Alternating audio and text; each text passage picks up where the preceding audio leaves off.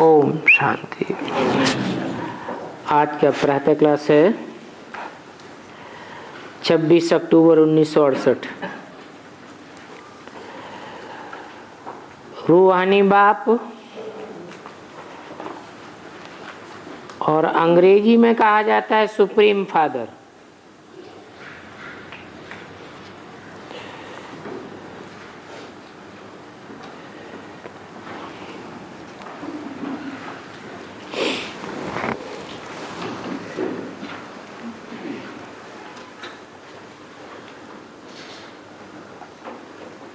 Supreme father कहते हैं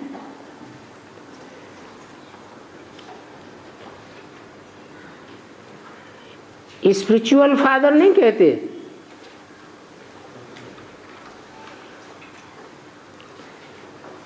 हैं? क्योंकि वो स्पिरिचुअल फादर तो बहुतों को समझ लेते हैं, लेकिन सुप्रीम फादर बापों के बाप को भी समझते हैं, जिसको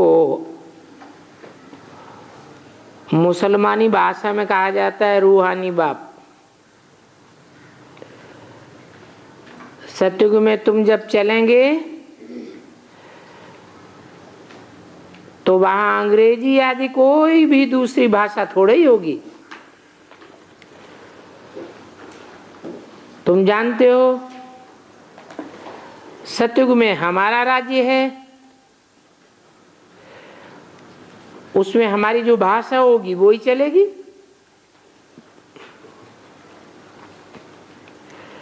फिर बाद में वो भाषा बदली होती जाती है, अनेक अनेक भाषाएं हो जाती हैं। जैसा जैसा राजा वैसी उनकी भाषा चलती है। अब ये तो सभी बच्चे जानते हैं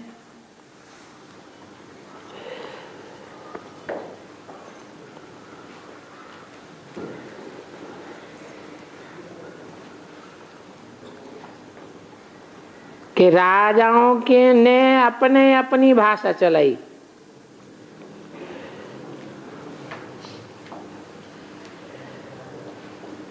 सभी सेंटर्स पर जो भी बच्चे हैं सभी की एक ही भाषा होती है।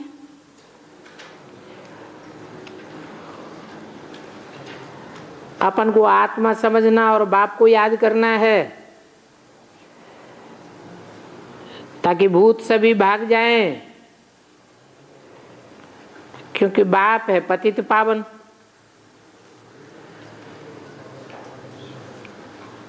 ये 5 भूतों की तो सभी में प्रवेशता है।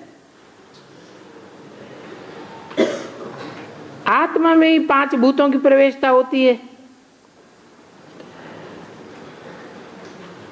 फिर उन भूतों का विकारों का नाम भी गिना जाता है।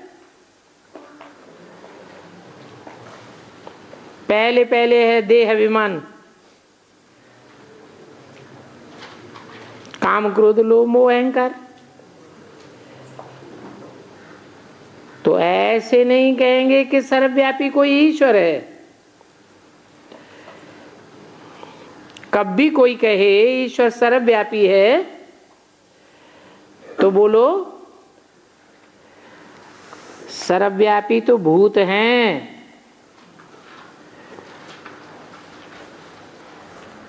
सभी आत्माओं में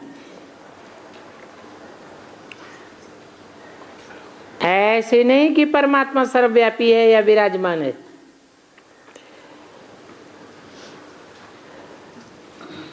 तो समझना चाहिए कि परमात्मा में फिर 5 भूतों की प्रवेशता कैसे होगी।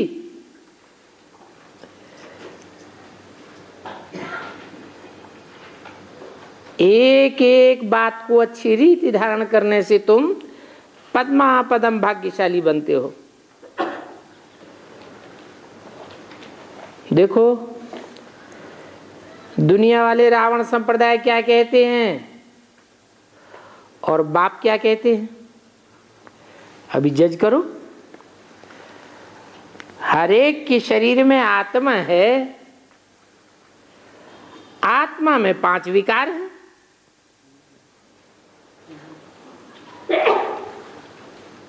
पांच विकार टाइम टू टाइम प्रवेश करते हैं ना,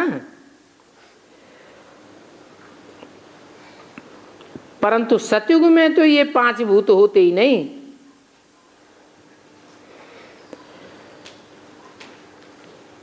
ये है ही भूतों की दुनिया और वो है देवताओं की दुनिया। उसमें तो कोई भूत नहीं होता है, नाम निशान नहीं। उस दुनिया का नाम ही है डीटी वर्ल्ड, और ये तो है डेविल वर्ल्ड। डेविल असुर को कहा जाता है। कितना रात दिन का फर्क है। कब कोई कहे ईश्वर सर्वव्यापी है तो बोलो नहीं, सर्वव्यापी तो आत्मा है और आत्माओं में 5 भूत व्यापी है।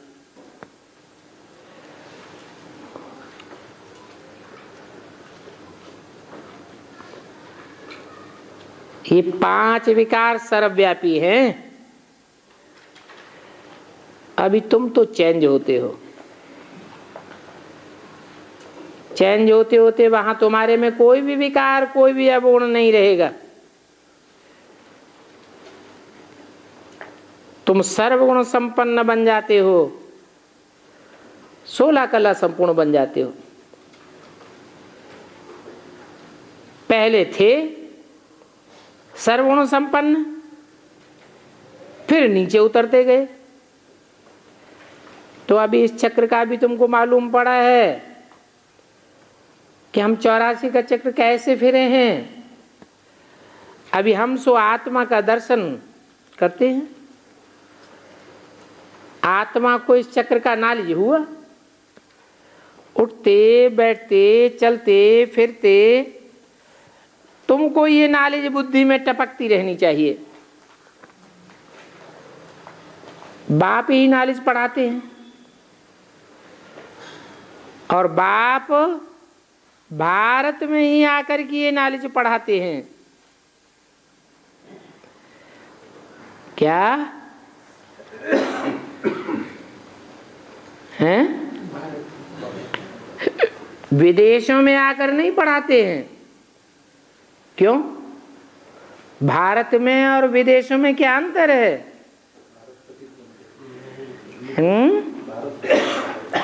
बल पतित होता है, पतित होने के बावजूद भी भारतवासी प्रयासरत यही रहते हैं कि हम रोशनी में रहें। तमसो मां ज्योतिर्गमय।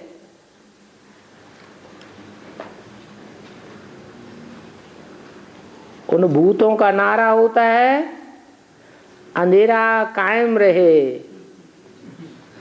और हमारा नारा होता है इन भूतों को भगाना है। कहते हैं ना हमारा भारत, वास्तव में ये हिंदुस्तान तो फॉरेनर्स ने रखा है, ये रॉन्ग नाम है। तुम जानते हो जब भारत स्वर्ग था तो सिर्फ हमारा ही राज्य था और कोई धर्म नहीं था। न्यू वर्ल्ड थी। आज भी न्यू वर्ल्ड की यादगार में नई दिल्ली कहते हैं ना।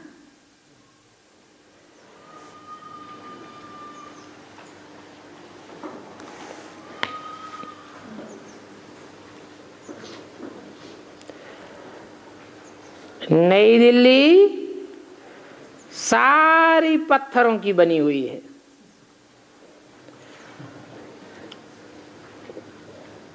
दिल्ली का नाम असल में दिल्ली नहीं था।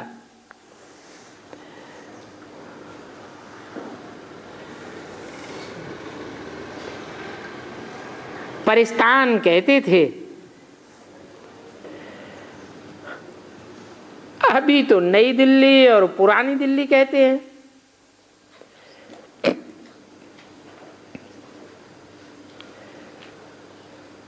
फिर न नई दिल्ली कहेंगे न पुरानी ही कहेंगे, परिस्तान बन जाएगा। कहाँ बन जाएगा परिस्तान? है सतयुग में,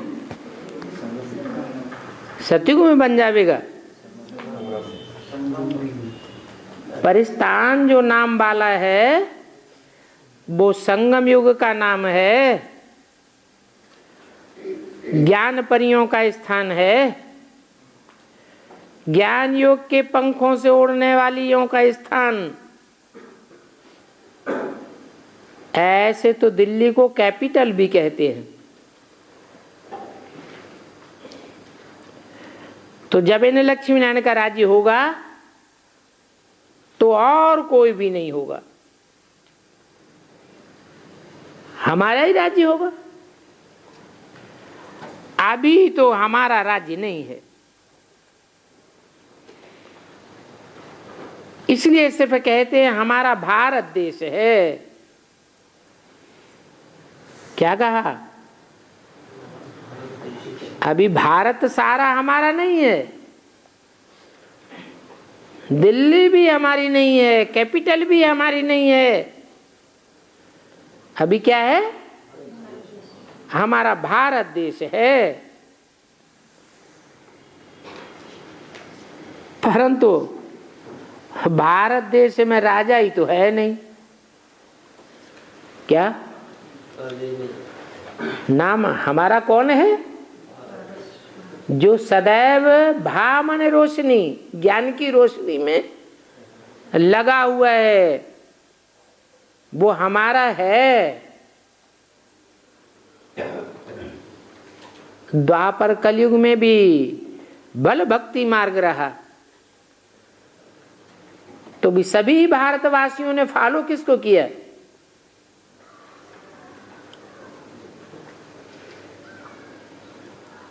ज्यादा बुद्धि का आकर्षण केंद्र कौन रहा? शास्त्र ही तो रहे। द्वापर के शुरू में फिर भी शास्त्रों में सच्चाई थी, अर्थात रोशनी थी। तो कोई ने तो लिखे होंगे। किसने लिखे हैं? उसने लिखे जो संगम में भी रोशनी में रत रहा और द्वापर के आदि से लेकर अंत तक भी ज्ञान रोशनी में रत रहने वाला है। तो कहते हैं हमारा भारत देश, परंतु राजा ही तो नहीं है। अभी तुम बच्चों की बुद्धि में ये सारा ज्ञान चक्र चलता है। बरोबर इस विश्व में पहले पहले देवी देवताओं का राज्य था और किसी का भी नहीं था। जमुना का कंठा उनको परिस्तान कहा जाता था। देवताओं की कैपिटल भी दिल्ली ही रही है। तो दिल्ली पर सभी की कशिश होती है, हैं? ऐसा क्यों? सिर्फ देवताओं की कैपिटल दिल्ली रही है, सभी धर्म वालों की कैपिटल तो दिल्ली नहीं रही है कि रही है? हाँ? नहीं रही। सब धर्म वालों ने दिल्ली के ऊपर राजी नहीं किया। देवता धर्म की भी कैपिटल दिल्ली रही है। तो जो आसुरी राज्य आए, आसुरी धर्म आए, उनकी भी कैपिटल दिल्ली रही है तो सभी की कशिश होती है दिल्ली पर, और सबसे बड़ी भी दिल्ली है, एकदम सेंटर है। तो मीठे मीठे बच्चे जानते हैं कि सब धर्मों का राज्य दिल्ली पर हुआ है, तो पाप तो जरूर हुए हैं।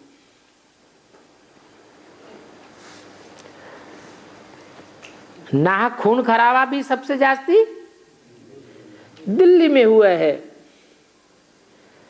पाप आत्माएं बन गए हैं। सतयुग में होते हैं पुण्य आत्माएं, कोई पाप का काम नहीं करते, और बाप ही आकर के ऐसा पावन बनाते हैं।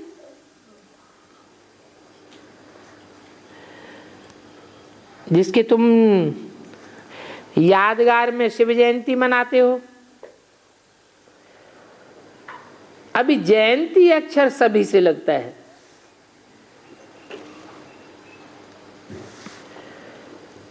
इसलिए इनको फिर शिवरात्रि कहा जाता है। भक्ति मार्ग में जयंती क्यों नहीं कहते हैं?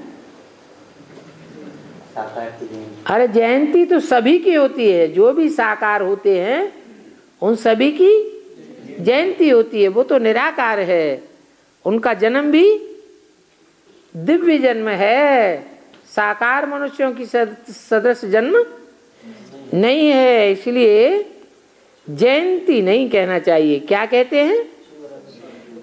महाशिवरात्रि। और रात्रि का अर्थ तुम्हारे सिवाय कोई समझ नहीं सकता है। वो महाशिवरात्रि कब होती है? सतयुग में, त्रेता में, द्वापर में, कलयुग में कब होती है?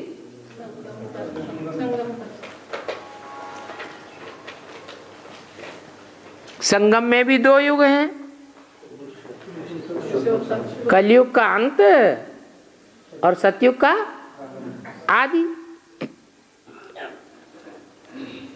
तो रात्रि क्या सतयुग आदि में कहें? संगम में कैसे मंगा? अगर संगम कहें तो काय काय का संगम है? कलयुग का अंत और सतयुग की आदि, तो कहेंगे संगम। तो क्या संगम पर शिवरात्रि होती है? महाशिवरात्रि कहें उसे? अरे जब सतयुग का आदि है, आदि हो गया माने सूर्य है, सूर्योदय हुआ या नहीं हुआ? सूर्योदय हुआ तो कहेंगे सतयुग का आदि। और जब सतयुग का आदि है तो संगम कहें, या उसके साथ ऐड करना पड़े कलयुग का अंत भी, दोनों हो तभी तो संगम कहें। तो आखिरी महाशिवरात्रि कब कहें? है? और संगम भी 100 साल का, छोटा मोटा तो है नहीं, तो कब कहें? 2036 में कहें? 76 में कहें?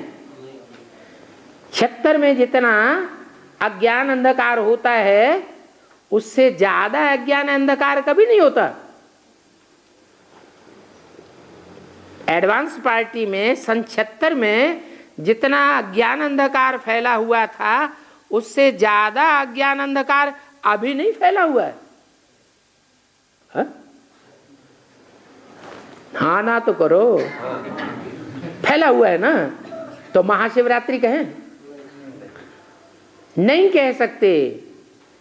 महाशिवरात्रि माना ही घोर कलयुग का अंत हो जाए।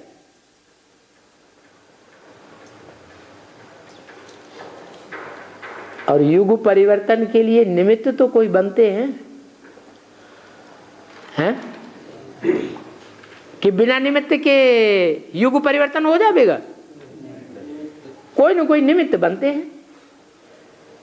तो जो निमित्त बनने वाली आत्माएं पहली बार जब निमित्त बननी होती है, उससे 1 सेकंड पहले कहेंगे, क्या कहेंगे? महाशिवरात्रि। सारी दुनिया, सभी धर्म वाले, सभी देश वाले तो घोर अज्ञान अंधकार में होते ही हैं, लेकिन बेसिक ब्राह्मणों की दुनिया भी टोटली अज्ञान अंधकार में होती है, और साथ साथ एडवांस पार्टी के भांति भी टोटली अज्ञान अंधकार में जब आ जाते हैं, तब कहते हैं महाशिवरात्रि।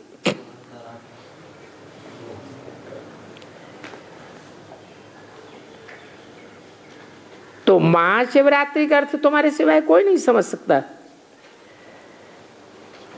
सभी की जयंती अर्थात बर्थडे मनाते हैं, हर रात्रि थोड़ा ही मनाते हैं। क्यों नहीं मनाते? अरे रात्रि नहीं मनाते, किसकी? श्री कृष्ण की मनाते हैं कि नहीं? कै बजे जन्म मनाते हैं? रात्रि के 12 बजे कृष्ण की भी जयंती मनाते हैं, और शिव बाबा की महाशिवरात्रि मनाते हैं। लेकिन कृष्ण की जयंती मनावेंगे, कृष्ण की फिर भी जयंती मनावेंगे, रात्रि नहीं मनावेंगे। क्यों?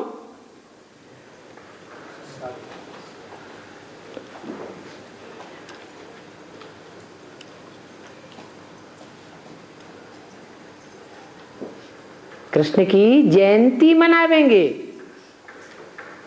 रात्रि नहीं मनावेंगे। और शिव की रात्रि मनावेंगे। तो इसका कारण क्या है? कृष्ण साकार है और शिव निराकार है। तो तिथि, तारीख, मिनट, सेकंड आदि सभी लिखते हैं।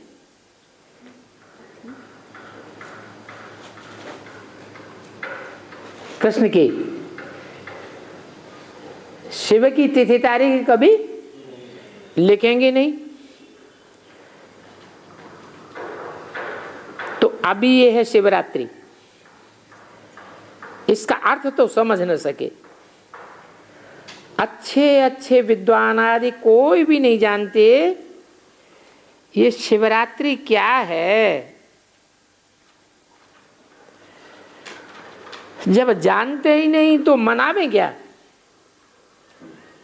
बाप ने समझाया रात्रि का अर्थ क्या है। क्या है? रात्रि का अर्थ है अंधकार। अरे हद का अंधकार या बेहद का अंधकार? बेहद का अज्ञान अंधकार। ये जो 5000 वर्ष का चक्र है, उसमें सुख और दुख का खेल है।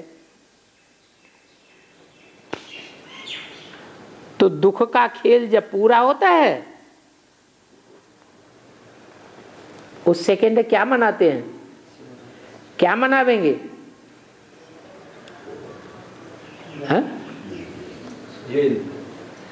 हाँ, जेल तो जेल में अंधेरा ज्यादा रहता है, उजेला रहता है। हैं? वो तो बंद कर दिया जाता है। जैसे कुएं का मेंढक बंद है कुएं में, ऐसे जेल में रहने वाला भी, जो कड़े कड़े कैदी होते हैं उनको तो और ही काल कोठरी में डाल देते हैं। तो दुख का अंत अर्थात अज्ञान अंधकार का अंत, इसको कहा जाता है दिन, उसको कहा जाता है रात। तो बाप दिन और रात के बीच में आते हैं। दिन कौन सा है? सत्युग त्रेता। सत्युग त्रेता की शुरुआत तो दिन हो गया, और रात द्वापर कलयुग का अंत। तो दोनों के बीच आधा कल्प है सूझ रहा। आधा कल्प है अंधेरा। भक्ति मार्ग में तो बहुत ही तिक तिक चल करते रहते हैं। क्या भक्ति मार्ग में क्या करते हैं? बहुत ही तिक तिक करते रहते हैं। जो तिक तिक करते हैं, बहुत तिक तिक करते हैं, उनके द्वारा भक्ति मार्ग शुरू होता है। कौन है तिक तिक करने वाला? कार्तिक नाम रख दिया है।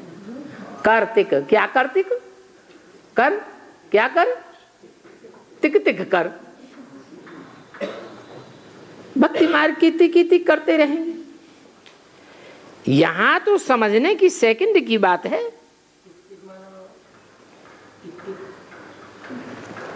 गाड़ी होती है, बैलगाड़ी, उसमें एक बैल होता है दाईं हाथ की ओर और एक होता है बाईं हाथ की ओर। जो दाईं हाथ का बैल होता है वो अच्छा माना जाता है। समझदार और पावरफुल बैल होगा तो उसको दाईं हाथ की ओर रखेंगे, और जो बाईं हाथ का होता है वो उसको जब घुमाएंगे तो कहेंगे टिक टिक टिक टिक टिक टिक टिक टिक, और जब दाईं हाथ वाले को घुमाएंगे तो कहेंगे आ आ आ। तो देखो कैसी बातें बनाई हुई हैं। बुलाएंगे किसको? दाईं हाथ वाले को, और जब मोड़ देंगे तो टिकटिका लगाएंगे। अब तुम्हारा तो है सहज राजयोग। तुमको पहले जाना है मुक्ति धाम में, तो मुक्ति धाम, जीवन मुक्ति धाम, और फिर है जीवन बंध धाम। जीवन बंध में तुम कितना समय रहे हो ये बच्चे तुम जानते हो, फिर भी घड़ी घड़ी भूल जाते हो। बाप समझाते हैं योग अक्षर ठीक है, परंतु उन्हों का है जिस्मानी योग और तुम्हारा है रूहानी योग, अर्थात आत्मा का योग। सन्यासी लोग तो अनेक प्रकार के हठ योग आदि करते रहते हैं। ऐसे हठ योग सिखाते हैं जिस्मानी, जो मनुष्य मुझ पड़ते हैं। 26 अक्टूबर 68 की वाणी का दूसरा पेज। तुम जानते हो कि तुम सभी बच्चों का बाप भी है, टीचर भी है, तो उनसे योग लगाना पड़े, टीचर से पढ़ना होता है। बच्चा जन्म लेते हैं तो पहले पहले बाप से योग होता है, फिर 5000 वर्ष के बाद टीचर से योग लगाना है। वो 5 वर्ष के बाद बच्चा बड़ा होता है तो फिर टीचर के पास बैठाया जाता है, टीचर से योग लगाना है। फिर वानप्रस्थ अवस्था में गुरु से योग लगाना पड़ता है। तो 3 की मुख्य याद रहती है, जन्मदाता बाप की, पढ़ाई पढ़ाने वाले टीचर की, और वानप्रस्थ में जाने पर गुरु की। तो वहां तो उस दुनिया में अलग अलग होते हैं। यहाँ एक ही बार बाप आकर के बाप भी बनते हैं। ऐसे नहीं कि फिर दोबारा आएंगे तो टीचर बनेंगे, नहीं। तीसरी बार आएंगे तो सदगुरु बनेंगे, नहीं। एक ही बार आते हैं और उस एक बार आने में ही बाप भी, टीचर भी और सदगुरु भी। तो वंडरफुल बात है। ऐसे बाप को जरूर याद करना चाहिए। क्या पहचान दी हैं? ऐसे नहीं एक बार ब्रह्मा के रूप में आवे तो ब्रह्मा के द्वारा बाप आया, कहें कि तुमेव माता च पिता त्वमेव, नहीं। टीचर कहाँ बना? एक्सप्लेनेशन देने वाला कहाँ बना? मन बुद्धि की या शरीर की सदगति कहाँ हुई? यहां तो एक ही बार आते हैं, एक ही तन में, मुकर्रर रथ में, और आकर के बाप भी तो टीचर भी तो सदगुरु का भी काम करते हैं। जन्म जन्मांतर तो तुम तीन को अलग अलग याद करते आए हो, और अभी तीनों रूपों को एक में याद करते हो। सतयुग में भी तो बाप से योग होता है, फिर बड़ा होता है बच्चा, टीचर से योग होता है। वहां भी पढ़ने तो जाते हैं ना, बाकी गुरु की वहां दरकार नहीं रहती है। क्यों नहीं रहती? वहां सदगति की दरकार है ही नहीं। क्या सदगति हुई पड़ी है? सतयुग में कहें कि सदगति हुई पड़ी है? हाँ, सदगति में सब आत्म की स्थिति में रहते हैं। देह की दुर्गति होती है, 5 तत्वों की दुर्गति होती है, लेकिन हम तो अपने को दुर्गति वाला देह समझते ही नहीं है। तो ये सभी बातें याद करने में तुमको क्या तकलीफ होती है? बिल्कुल ही सहज बातें हैं। इसको कहा जाता है सहज याद, परंतु है ये अनकॉमन। बाप कहते हैं मैं भी थोड़े समय के लिए लोन लेता हूं। थोड़े समय के लिए है? क्या मतलब? 100 साल नहीं रहते संगम में? हैं? रहते हैं, फिर थोड़े समय क्यों कहा? हैं? नहीं, 47 से लेकर 68 तक की ये वाणी है ना, तो उस समय के लिए कहा मैं भी थोड़े समय के लिए ये लोन लेता हूं। 60 वर्ष में वानप्रस्थ अवस्था होती है। कहते भी है ना, 60 तो लगे लाठ। ये ज्ञान की लाठी है। इस समय सभी को लाठ लगी हुई है।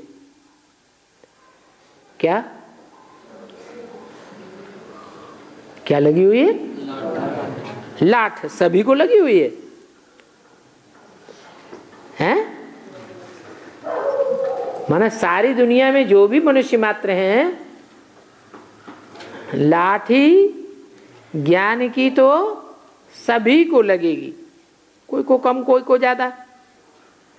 सभी वानप्रस्थ निर्वाण धाम में चले जाएंगे। सभी की वानप्रस्थ अवस्था है, वो है स्वीट होम। उनके लिए कितनी अथाह भक्ति तुमने की है। अभी चक्र फिर करके आए, मनुष्य योग कुछ भी पता नहीं है। ऐसे ही गपोड़ा लगाई दिया लाखों वर्ष का। लाखों वर्ष की बात हो, फिर तो रिपीटिशन में ही मुश्किल हो जाए, रेस्ट मिलना ही मुश्किल हो जाए। तुमको विश्राम मिलता है, उसको कहा जाता है साइलेंस इन कॉर्पोरियल वर्ल्ड। ये तो है स्थूल और वो है इनकॉर्पोरियल। मूल है स्वीट होम। आत्मा बिल्कुल छोटी रॉकेट है। रॉकेट क्यों कहा है? रिकॉर्ड कहा, रॉकेट कहा, बैटरी कहा, ड्राइवर कहा। क्यों कहा? कोई कारण होगा ना।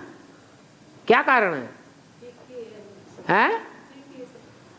रॉकेट इसलिए कहा कि रॉकेट बहुत तेज उड़ता है, बहुत तेज दौड़ता है,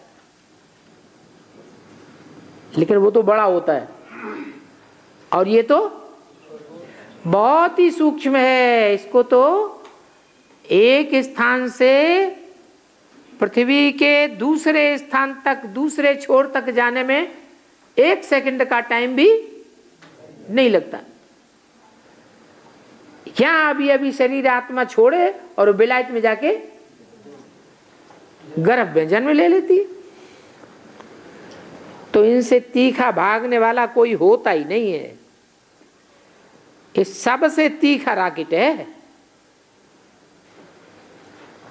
1 सेकंड में शरीर छूटा और भागा, और दूसरा शरीर तो तैयार रहता ही है। तो ड्रामा अनुसार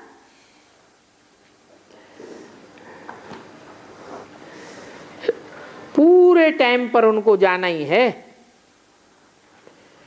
ड्रामा कितना एक्यूरेट है।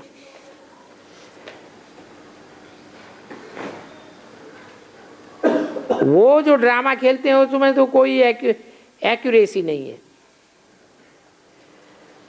ये तुम जानते हो। बाप भी कहते हैं ड्रामा अनुसार मैं बिल्कुल एक्यूरेट टाइम पर आता हूं, 1 सेकंड का भी फर्क नहीं पड़ सकता। अब सवाल ये पैदा होता है कि मालूम कैसे पड़ता है कि इनमें बाप भगवान है?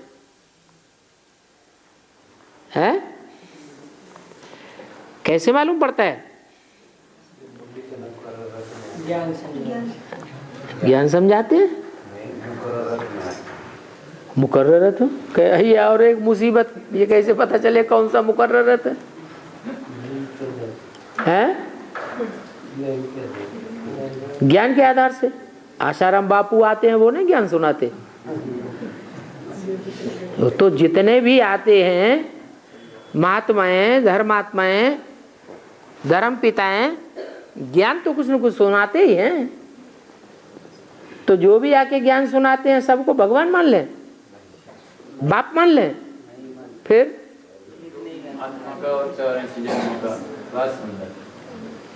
ऐसा ज्ञान कोई आकर नहीं समझाता जिसका काट कोई न कर सके। क्या भगवान तो आकर ऐसा ज्ञान सुनाते हैं जिसका कोई भी धर्मगुरु, धर्मात्मा आकर के आमने सामने काट करने से ही डरते हैं। तो पूछा मालूम कैसे पड़ता है कि इनमें बाप भगवान है? जब नॉलेज देते हैं। कैसी नॉलेज? कैसी नॉलेज? वो साधारण धर्म पिताओं, धर्म गुरुओं जैसी नॉलेज नहीं, उसको तो काटा जा सकता है। उनकी बोली हुई बातों को काट किया जाता है। भगवान तो जो बोलते हैं वो अकाट्य नॉलेज है। बच्चों को बैठ समझाते हैं, सबको नहीं समझाते हैं। क्या चल रहा है?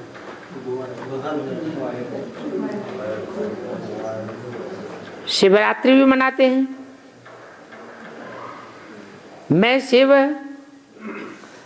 कब आता हूं, कैसे आता हूं, वो तुमको भी पता नहीं है।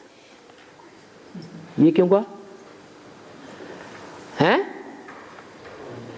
बोलो, ये क्यों कह दिया? मैं शिव कब आता हूं, कैसे आता हूं, वो तुमको भी पता नहीं है। पता नहीं है? हाथ उठाओ। अच्छा है? किनको पता नहीं है? हाथ उठाओ। सबको पता है। माने बाबा झूठा बोलता है? हैं?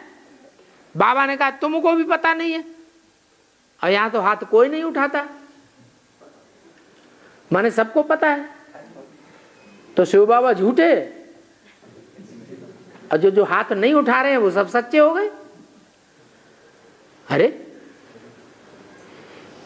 बाबा कहते हैं तो सही बात होगी ना। कैसे है सही? हैं? 21 तिथि तारीख नहीं पता? क्यों? अब तो तिथि तारीख पता नहीं पड़ गई है? तिथि तारीख का पता नहीं पड़ा हैं?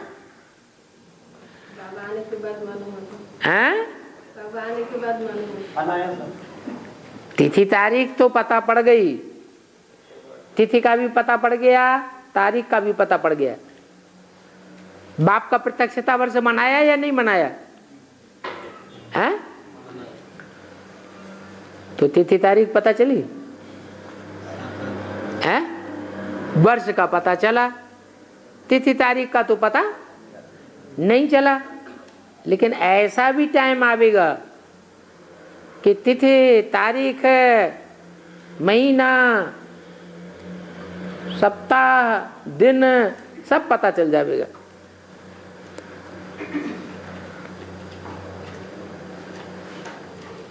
अब ये वाक्य साबित कैसे हो सच्चा? भगवान का बोला हुआ महावाक्य है, पत्थर की लकीर है। ब्रह्मम वाक्यम जनार्दनम कहा जाता है। तो ये झूठा वाक्य बोला है या सच्चा बोला? सच्चा, सच्चा भी है। फिर तिथि तारीख का पता भी नहीं है। पता है? पता नहीं है, फिर कहो ना।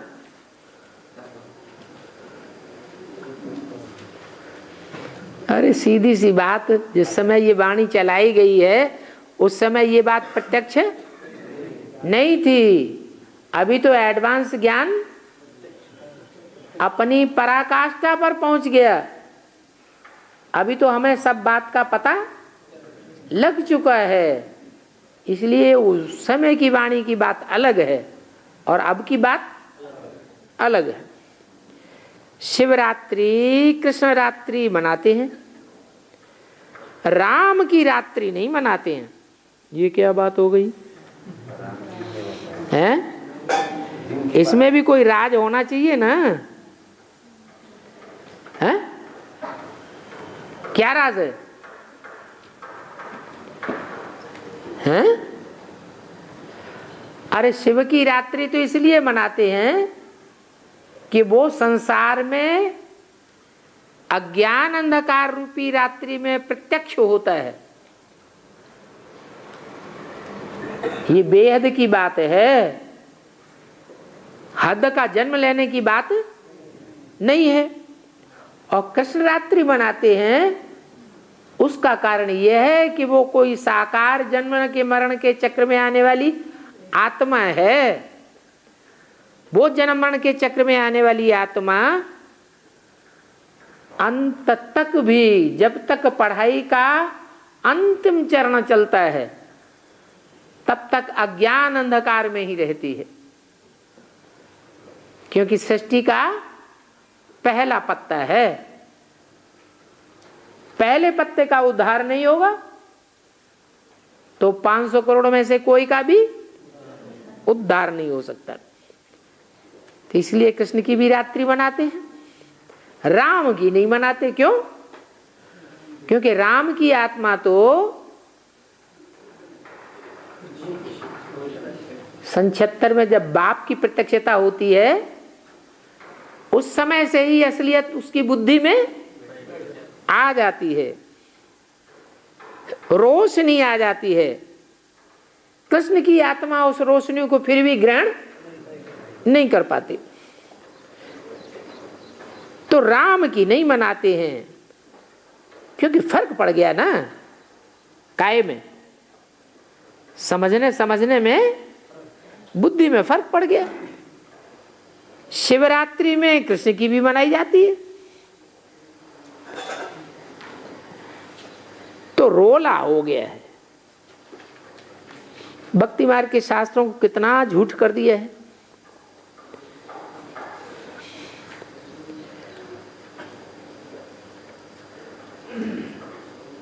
माँ बाप झूठे तो सारी रचना झूठी हो गई। वहां तो है ही सच, और यहाँ है आसुरी रावण संप्रदाय। तो ये समझने की बातें हैं। और ये तो है बाबा, बूढ़े को बाबा कहेंगे ना। कौन है बाबा? है ये ब्रह्मा। छोटे बच्चे को बाबा थोड़ा ही कहेंगे, हैं? सत्युग में जो कृष्ण जन्म लेगा उसको बाबा कहेंगे? नहीं। तो संगम युग में वही छोटा बच्चा बाबा, जिसका नाम है दादा लेखराज। कोई कोई प्यार से छोटे बच्चे को भी बाबा कह देते हैं। तो इन्होंने भी कृष्ण को प्यार से कह दिया है बाबा। बाबा तो तब कहा जाता है जब बड़ा हो और फिर बच्चे के भी बच्चे हों। क्या कहा? ग्रैंडफादर को बाबा कहा जाता है। कृष्ण तो खुद ही प्रिंस है, उनको बच्चे कहां से आए? बाप खुद कहते हैं मैं बुजुर्ग तन में आता हूं।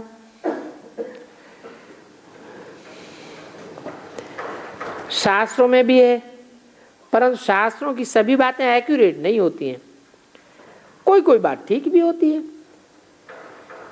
ब्रह्मा की आयु माने प्रजापिता ब्रह्मा की आयु कहेंगे ना। क्या कहा? नोट करो। क्या?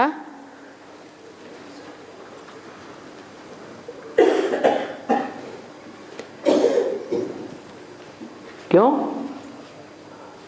ब्रह्मा की आयु अलग, प्रजापिता ब्रह्मा की आयु अलग। ब्रह्मा की आयु को प्रजापिता ब्रह्मा की आयु क्यों कहेंगे? हैं? अरे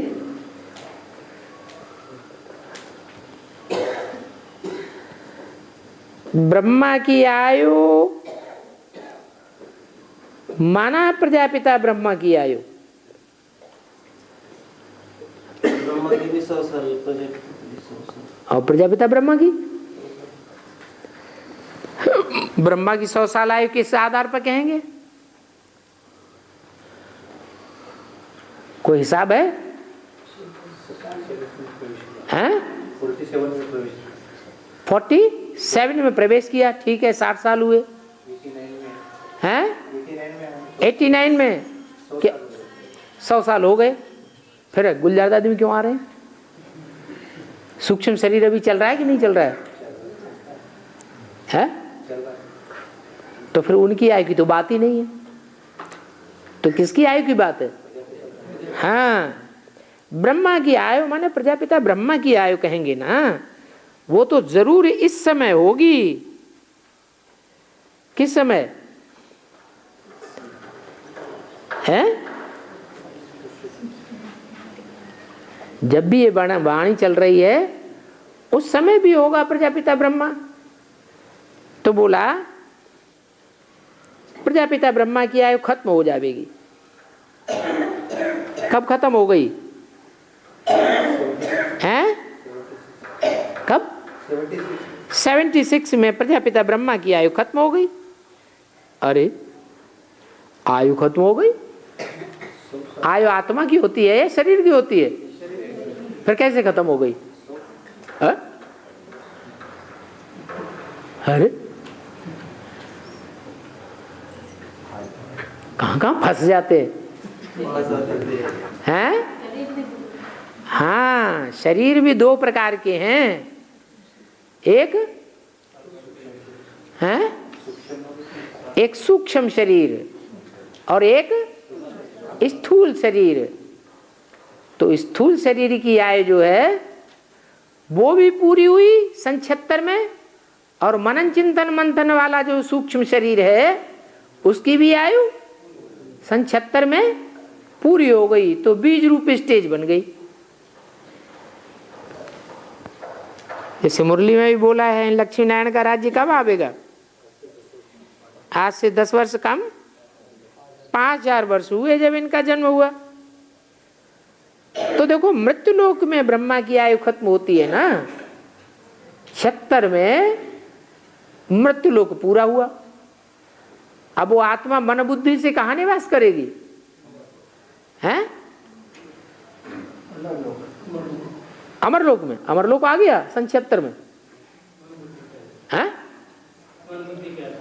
हाँ, मन बुद्धि की बात है कि वो आत्मा मनन चिंतन मंथन की दुनिया में ऐसे मस्त रहती है कि उसको मृत्यु का, जो बेहद की मृत्यु है, जो सभी मनुष्य मात्र की होती है, निश्चय और अनिश्चय, वो नहीं होगी।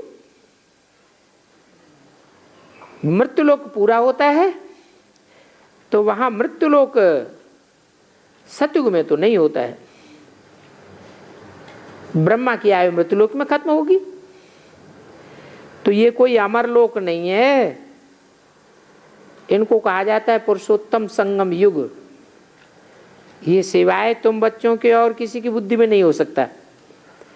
बाप बैठ बताते मीठे मीठे बच्चों, तुम अपने जन्मों को नहीं जानते हो, मैं बतलाता हूं। तुम 84 जन्म लेते हो, कैसे लेते हो सो भी तुमको पता पड़ गया है?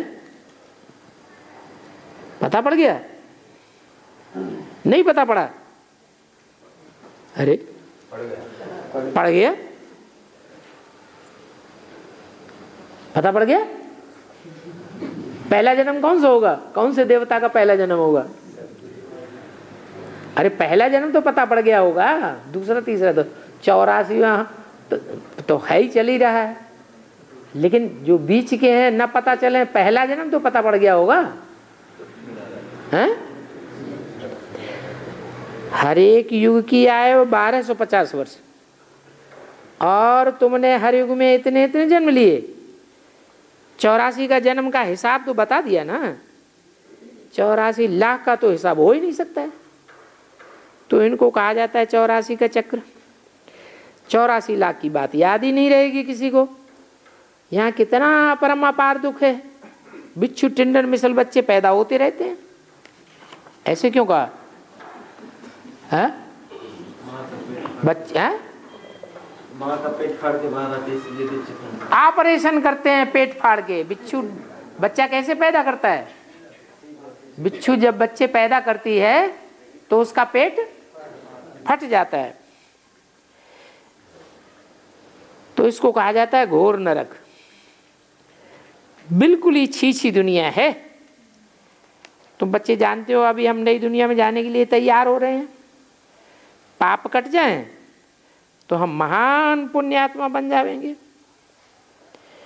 अभी कोई पाप नहीं करना है।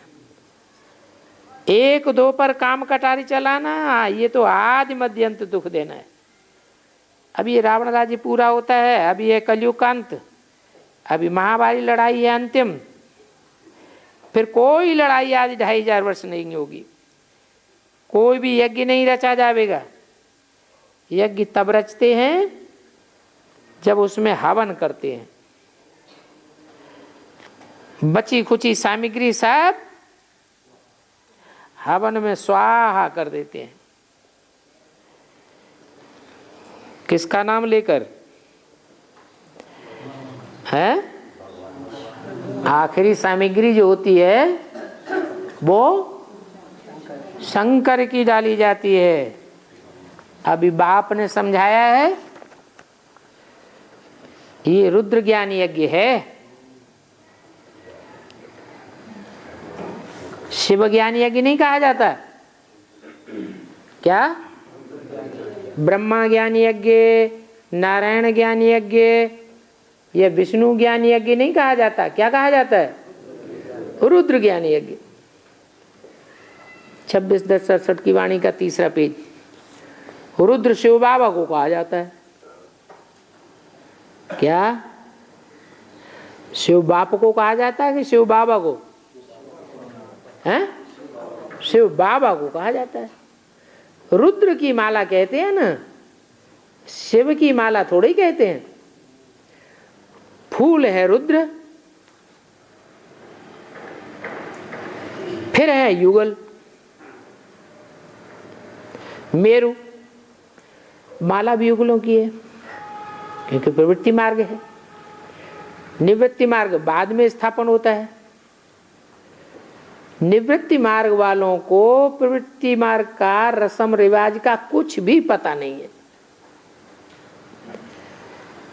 वो तो बरोबर घर बार छोड़ करके जंगल में चले जाते हैं। तो नाम पड़ता है सन्यासी। क्या नाम पड़ा? सम माने संपूर्ण, न्यासी माने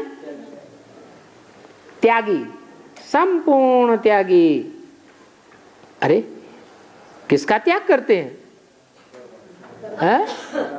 हर्थ एंड होम, घर बार का त्याग करते हैं। खाली हाथ निकलते हैं ना।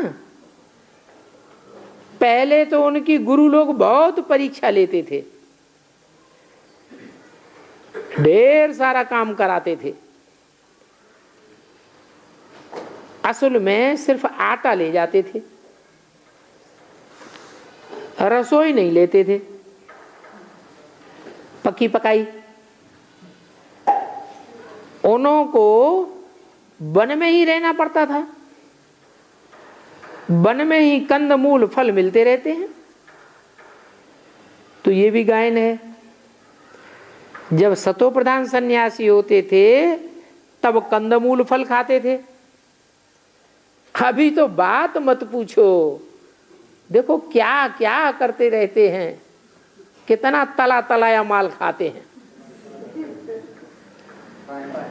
देखा जाता है छोटेपन में भी बहुत गुरुओं से खराब हो पड़ते हैं।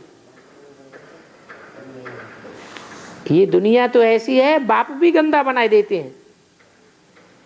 इनका नाम ही है विशेष वर्ल्ड और वो है वाइसलेस वर्ल्ड। तो अपन को विशेष समझना चाहिए ना। ये वैश्यालय है, बाप कहते हैं सतगु पर मेरा नाम रखा हुआ है शिवालय। वाइसलेस वर्ल्ड बनाना बाप का काम है। यहां तो सभी पतित मनुष्य, इसलिए देवी देवता के बदले हिंदू नाम रख दिया। तो बाप तो सभी बातें समझाते रहते हैं। तुम असल में हो बेहद के बाप के बच्चे, वो तुमको 21 जन्मों का वर्षा देते हैं।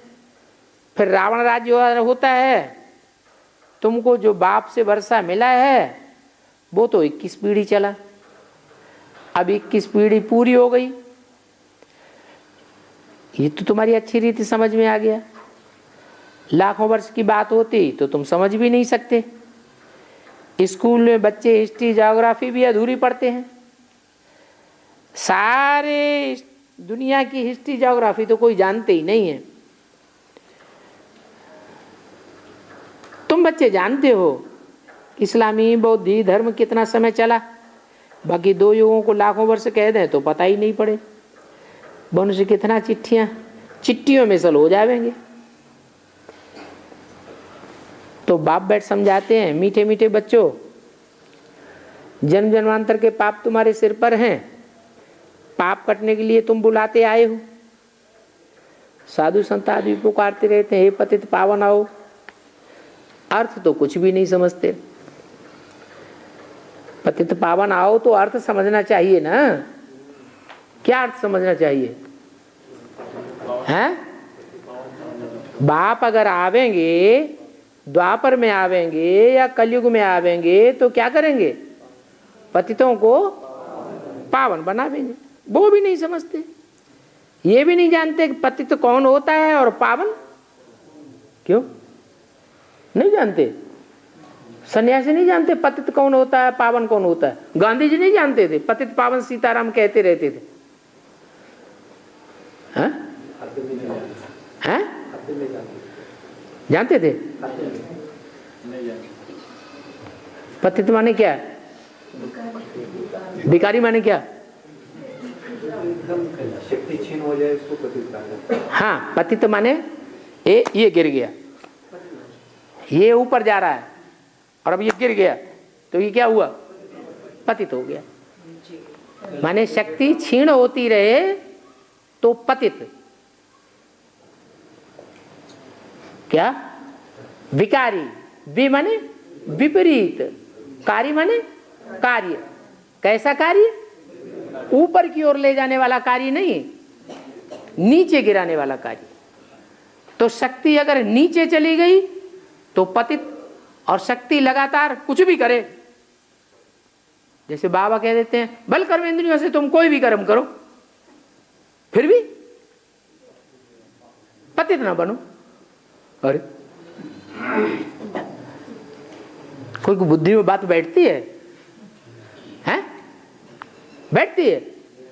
हैं? नहीं बैठती। असलियत तो ये है कि शक्ति जो आत्मा की है वो अधोपतन में जाए तो पतित, और तो ऊर्ध्व रेता बने तो पावन। ओम शांति।